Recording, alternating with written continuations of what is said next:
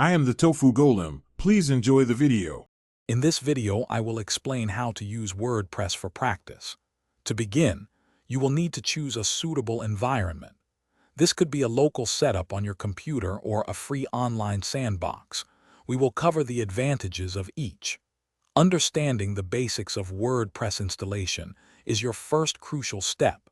This foundational knowledge will empower you to experiment freely and build confidence in your skills. Setting up a local development environment is highly recommended for practice. Tools like XAMPP or MAMP allow you to run WordPress on your own computer without an internet connection. First, install your chosen local server software. Next, download the WordPress core files from wordpress.org. Then, create a new database and user. Finally, run the famous 5-minute installation process to get your practice site up and running quickly. Once your practice site is ready, dive into exploring WordPress features. Start by experimenting with different themes to change your site's look and feel. Install and configure various plugins to add new functionalities, like contact forms or image galleries.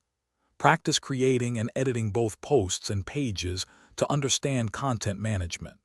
Also, familiarize yourself with user roles and permissions, which are crucial for managing multiple contributors. To further enhance your skills, delve into more advanced practice areas. Learn about child themes to safely customize your site without affecting the parent theme.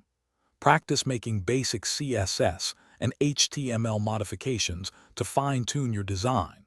The WordPress Codex is an invaluable resource for detailed documentation and tutorials. Finally, consider contributing to the vibrant WordPress community. It is a fantastic way to learn and grow even more. Thanks for watching. Consider subscribing if we helped you today.